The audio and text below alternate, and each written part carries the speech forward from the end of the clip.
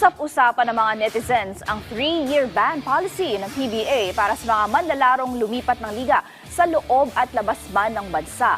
Ilang mga former PBA players at dating PBA commissioner nag-react din sa bagong rules na ito. Ang kabuang detalye sa report ni teammate Jamaica Bayaka.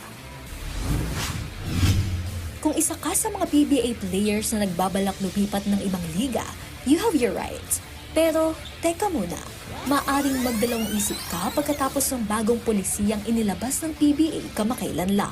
Nitong July 17, inaprubahan ng board ang bagong rule na nagpapataw ng 3-year ban sa mga manlalarong hindi magre-renew ng kontrata sa kanilang mother team at pipirma sa ibang liga, sa Pilipinas man o sa ibang bansa. Pinirmahan ito ni PBA Commissioner Willie Marcial noong July 18. Sa ilalim ng bagong patnubay, kasama sa maaaring maapektuhan ng mga manlalarong lumipat na mula sa araw ng magpapatupad ng rules. Halimbawa na rito si Arvin Tolentino ng Northport na ngayon ay nasa Korean Basketball League. Gayon din sina Jamie Malonzo at Will Navarro na inaasahang maglalaro sa Japan B-League. Pati ang mga rookie na tumanggi sa kontrata tulad ni Dave Ildefonso na ngayon ay nasa MPBL at ang mga draftees na mapipili sa darating na September 7 draft, posibleng maapektuhan din. Pero nilinaw ng PBA na may mga exemption sa rule na ito. Hindi kasali sa ban ang mga free agents na hindi inalok ng kontrata ng kanilang mother team. Kung hindi ka na-renew o binigyan ng offer, malaya kang lumipat ng ibang league ng walang ban. Kaya naman bumahan ng samot-saring reaksyon sa social media ang bagong rules na ito. Sa isang social media comments, pabirong nag-react ng awit si Arvin Tolentino. Nag-react din ng anak ng PBA legend Benji Paras na si Kobe, kapatid ng former PBA star Chris Chu at basketball coach na si Charles Chu at iba pang mga sports enthusiast. Hinaing naman ng mga netizens hindi makatarungan ang bagong polisiya ng liga. Ilan pa'y nagsabi na dapat mag-focus ang PBA sa mga programang may kinalaman sa pagsasaayos nito, hindi sa paglimita ng mga manlalarong Pilipino. Samantala, ilang mga former PBA stars din ang nagpahayag ng kanilang opinyon dito. If gusto mong maging okay yung PBA, mag-compete sila, huwag nilang parusahan yung players. Do not hate the players, hate the game. Both ways, may pros and cons. Yung PBA, nasasaktan sila sa nangyayari, gumawa sila ng action.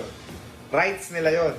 Sa player side, rights din nilang humanap ng magiging income nila, financially stable sila as soon as possible kasi ang basketball ay hindi forever. You will never know kung makakapaglaro ka pa the next day. Pahayag naman ni JJ Helterbrand na may karapatan ng mga manlalaro na lumipat ng koponan, lalo na kung ito'y para sa ikabubuti ng kanilang basketball career. They have to find a way to keep the players here. I don't know what the answer is, but they have to find a way. But I think banning the players is not the right move. Okay yan sana kung walang ibang liga. Matatakot yung mga player. Pero sa daming liga ngayon. Totoo lang PBA is that, let's just be honest. PBA is that number one option anymore. Yeah. When you ask the younger players where they want to go, usually they want to say overseas now. For what reason? Yeah, alam mo na. Mas malaki. Finances, di ba? Of course. Yeah. Kasi there's only how many years are you going to play in the PBA? Yeah, you really have to make the most of it. Hindi rin pinabura ng dating commissioner na si Nolly Iyala ang bagong policy. Sa kanyang social media post, sinabi niyang hindi solusyon ang pagban at dapat magpatupad ang liga ng mas progresibong mga polisiya na nakatutok sa pag-unlad, hindi sa insecurity. Iba-iba man ang opinyon, may karapatan ng mga player na magdesisyon para sa kanilang career. Gayon din ang liga na magpatupad ng mga polisiya. Kayo, sa tingin niyo ba ito na ang mabuting hakbang ng PBA para sa liga? Jamaica Bayaka, para sa atletang Pilipino, para sa bagong Pilipinas.